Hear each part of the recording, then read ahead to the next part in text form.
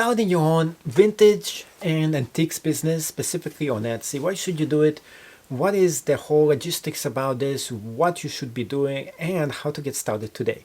So let's get started with how to get started today with selling on Etsy and specifically vintage and antiques. The first step for you is to go down below, open your own Etsy shop using the 43 listings that's going to be provided for you.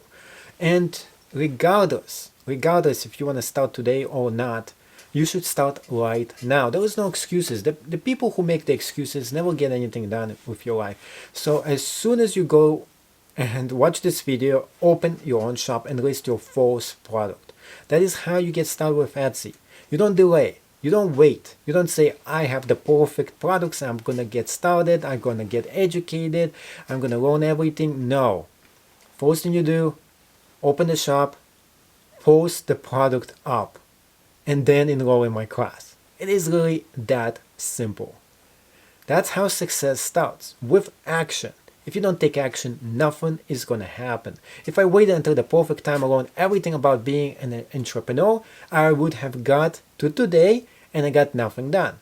Instead, in the year 2014, I dropped my job and I got started. Just jumped in the water knowing absolutely nothing. Not even going to business school at all.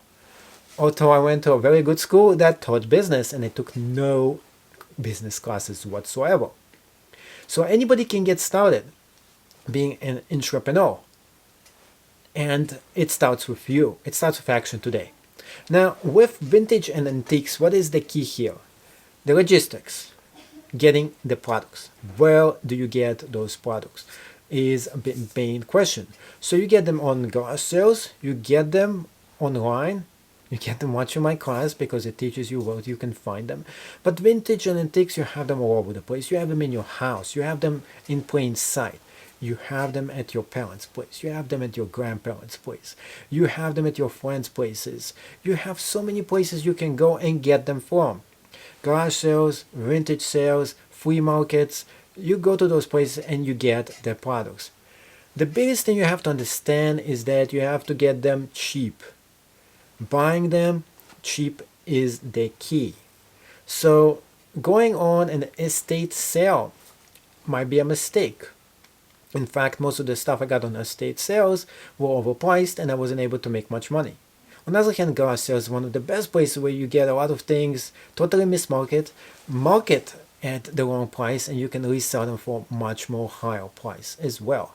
So the key here for you is not to go ahead and let's go ahead and find this amazing thing that gets me $10,000.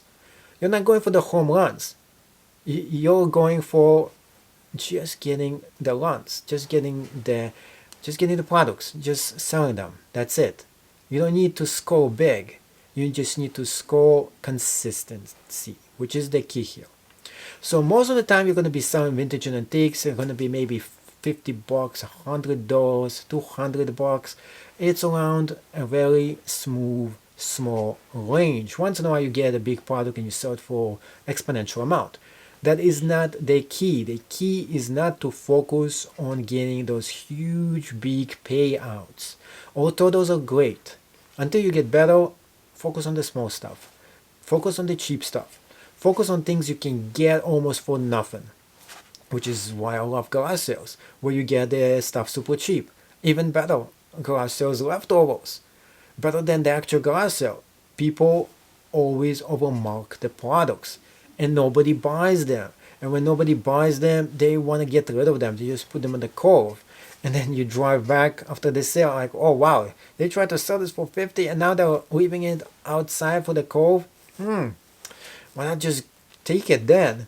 And of course, once in a while you hit this thing and you, wow, this thing was, start at zero. Right now, I got it for nothing.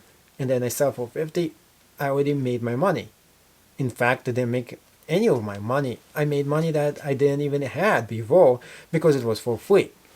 On the other hand, sometimes you go in there and you find this $2 product. You negotiate maybe for 25 cents and you sell it for $10.